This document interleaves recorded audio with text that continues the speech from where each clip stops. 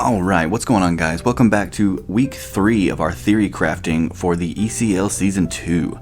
This week, our opponent is going to be none other than the Red Baron. Red Baron was the winner of the last ECL, if I'm not mistaken. So this is going to be quite a challenge to combat him and his deck building skills. So our opponent has Earth and Fire as their elements. And with that being said, they cause a problem for us. They have tons and tons of powerhouses. Things like Viserys, things like Tectorus, things like Equalinks, Rummagem to search out any of these guys. They also have things like Necruff, Blazerus, Kinleo, all kinds of these powerhouses that we have to go up against. They not only have these powerhouses, they have destruction capabilities with Kinleo, they have destruction capabilities with Earthquake, Resting on Your Laurels, Poison-Tipped Arrow. Our opponent has so many options that they can do as far as destruction and just pure pressure. So with that being said, we aren't left with a lot of options as far as what can be effective. I've tested out Burn. I've tested out, trying to put pressure myself, because we also have the Necruffs. We have things like Sorlet, but nothing seems as good of an idea as what we came up with. So there's one thing that all of these guys have in common. There's the destruction that most need to target, so we can have protection there. The only thing we don't really have protection with is the Poison-Tipped Arrow, which if he gets the Poison-Tipped Arrow, it is unfortunate. It's not the end of the world, but it is very unfortunate. So really the only thing I'm personally scared of in this matchup is going to be the Poison-Tipped Arrow. As far as what my opponent has, I'll explain that a little bit later. If our opponent does switch things up this week, he could just choose not to run any of this, and he could choose to run the Fruit Package. If he chooses to run the Fruit Package, that definitely sets us back some because of things like Drataya having 4 defense. Now you might be asking yourself, why does that matter? You have Necruffs, you have Sorlets. Because I'm not focusing as much on those guys as I probably could, for many reasons as I've laid out here. But that could hinder us, and you'll see why in a little bit when we go over the deck. But with the way I've built the deck, the only true thing I'm terrified of is the Poison-Tipped Arrow on turn 2 kind of thing. So hopefully, with the deck that I'm about to show you guys, we can combat this fairly well. We have to unfortunately rely on a lot of luck in this particular case, because these two elements, they are very fearsome together with tons of destruction capabilities, tons of resources that he could use. It's a very scary elemental duo. So with that being said, let's go ahead and jump into the deck so that I can kind of show you guys what we have planned for this week. Alright, so starting off here, we're running 2 P-Gust. 2 P-Gust because back row is scary. Our opponent loves back row. They love their counter runes. So I should probably be running 3, but 3 would kind of hinder my strategy more than this would. So we're running 2 just to be safe. Hopefully we don't need this guy very much. My strategy kind of relies on a single solitary card, and I hope that I can get it off. If I do, it'll be beautiful. We also run 3 Sorlet. Probably a bad idea, but if our opponent gets some cards on board that we don't want and we don't have the counter runes for, we need a way to get rid of those cards. So Sorlet is here so that we can turn our opponent's cards to defense mode and attack over them. There is a very likely chance that our opponent will use things like Shield, use things like PTA to get rid of the Sorlet in that case, which is kind of beneficial to us. It could put us back as well. We are, in fact, running the hopefully early game Ignector. We're running 3 Ignector. Ignector is kind of a star in this ECL. He's been in a lot of decks so far, so good for you, Ignector. But Ignector allows us to put on that early board pressure with having multiple cards on board at one time. Hopefully we can get the Ignector combo off that I want to, and it'll be beautiful. But with that being said, we're going to keep on moving. Ignector is just for the board control. That being said, we also run 3 Kinleo. 3 Kinleo because Kinleo is absolutely a monster. It has destructive capabilities. Our opponent has no real way of protecting themselves from Kinleo's effect other than Gorgon's Gaze. And if that's the case, then that's kind of a beautiful thing too, because our opponent's burning 2 for our 1-drop.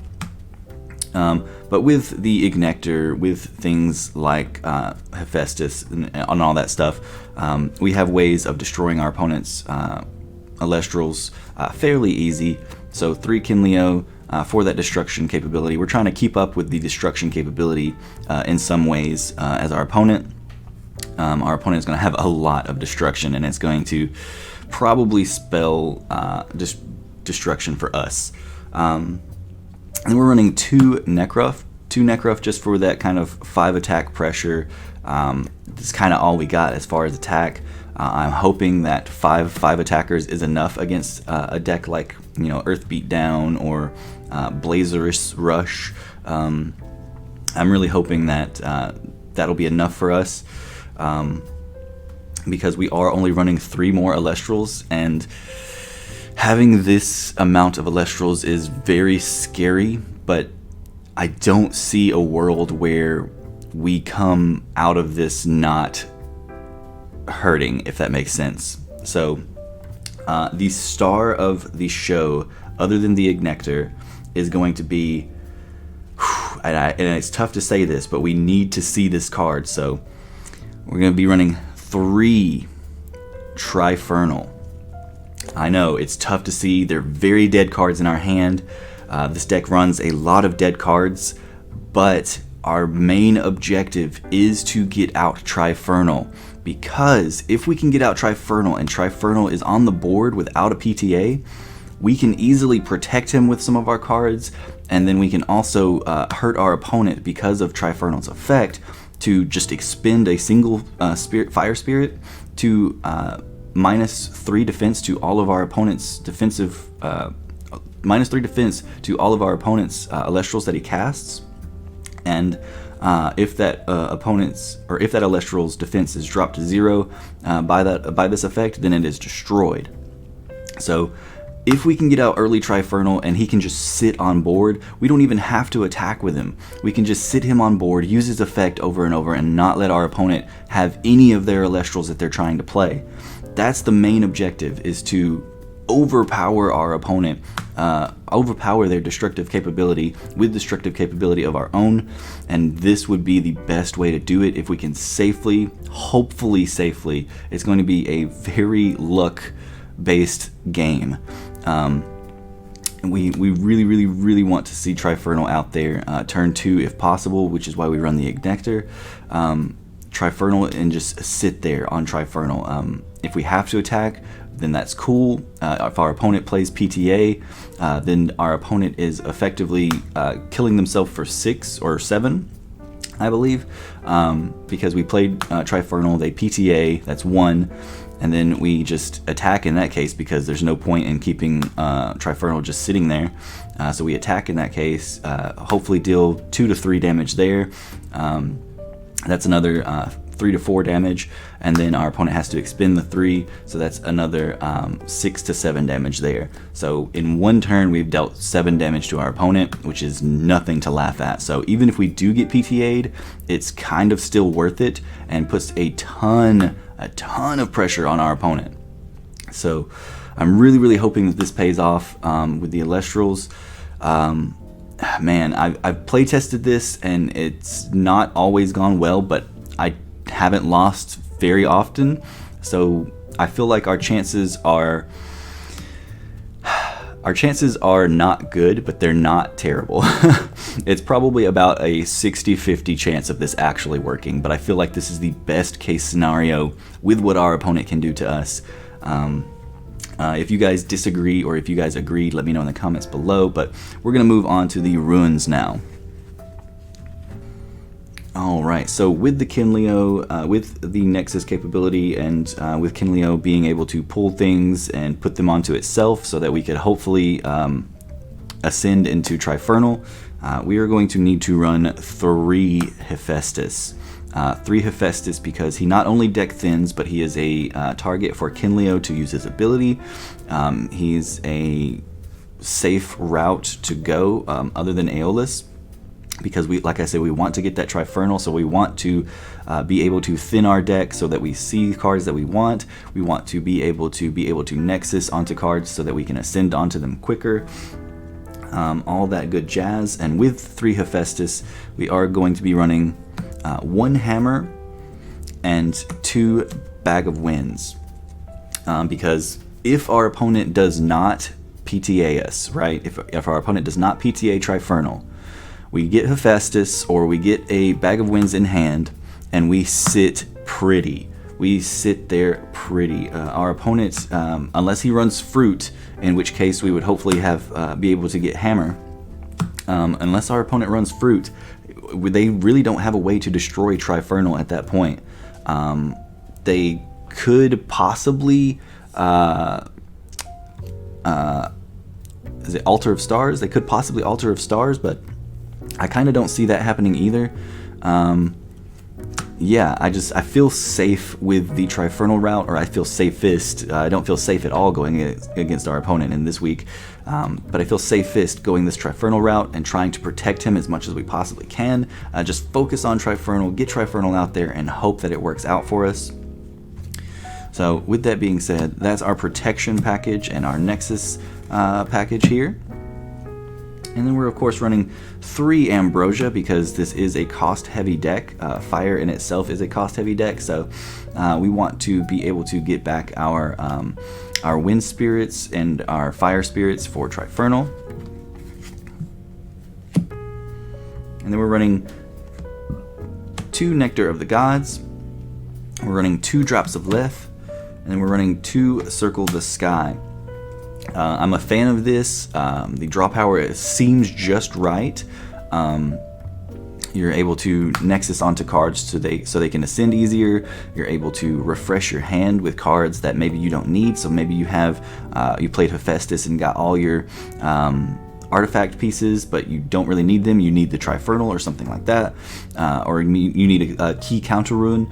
You can just put them back, the dead cards in hand, and you can put them back and attempt to get more counter runes or draw power or whatever else you need with Drops of Leth, which is very, very good.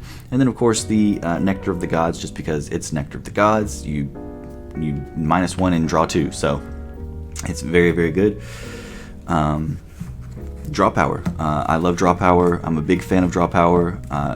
It sometimes hurts me, but we will hope that that is a good ratio there. And then we're running 3 Shield, 3 Poison Tipped Arrow, and 3 Helios's Chariot Ride.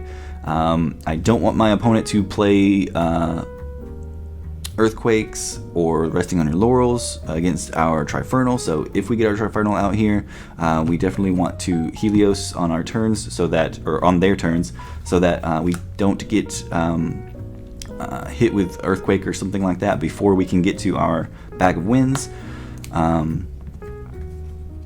If our opponent starts playing things like, say, Viserys or Tectorus, we of course have the Poison Tipped Arrow for that. If our opponent plays Blazerous Turbo like he did I think week 2, if he plays Blazerous Turbo, then we can save this for Blazerous. We have the shields for Blazerous. We have the shields for just slowing our opponent down and not letting them get Elestrals on board hopefully as fast as they would like, and so that hopefully we can get to our Trifernal easier in that case. But that's going to be the deck. And as usual, every week I forget to do the spirits and the side deck. So here we go. For the spirits this week, we are rocking 5 wind spirits because we don't really need the wind spirits too much. We need the wind spirits for maybe a Sorlet, maybe a P-Gust, and then a bag of winds. Maybe even 2 bag of winds and a P-Gust or a Sorlet. Then we can try to Ambrosia if we need more, but I think that's really all we need for the wind. And then we're just rocking with the 15 fire. So lots of fire this week. So that's the spirits. And then for the side deck, we are going to be running 1 Nectar of the Gods for more draw power. We're going to be running the 3 Gorgons because not having Gorgons at all is very terrifying. It just didn't seem super necessary against a lot of our opponent's cards, especially when we're just trying to get Trifernal out as fast as possible and trying to use Trifernal's effect to keep Elestrals off the board in general. So Gorgon's Gaze didn't seem as important. That could bite us in the butt, but we'll see.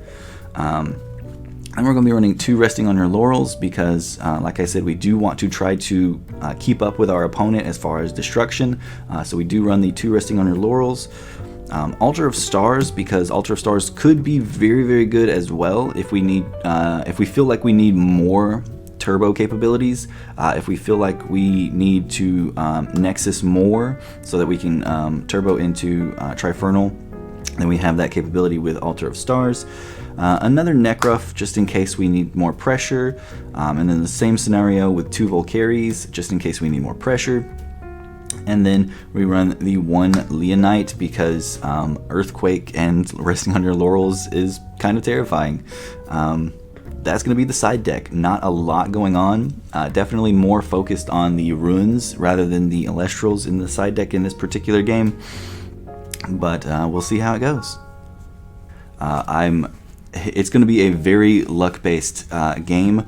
I'm really, really hopeful that we can come out with a win this week. It would be huge to come out with a win against the previous ECL champion. It would be huge to get a 2-0 even. If this strategy works out the way I want it to, it would be absolutely enormous for us in this competition. We would be making ourselves well known, and we would be making our opponents more timid to face us in the future weeks. So with that being said, that's going to be the deck profile. I hope it works out. I tried to make this one a little quick because this is the day before we have the game that I'm recording this. So I'm a little rushed. I'm trying to do this before work, but if you guys think that this is a good strategy, let me know in the comments down below. If you guys would have done something different, please let me know in the comments down below too. It'll definitely help me out in future games. But yeah, I'm nervous, and I'll see you guys in the next one. Peace out.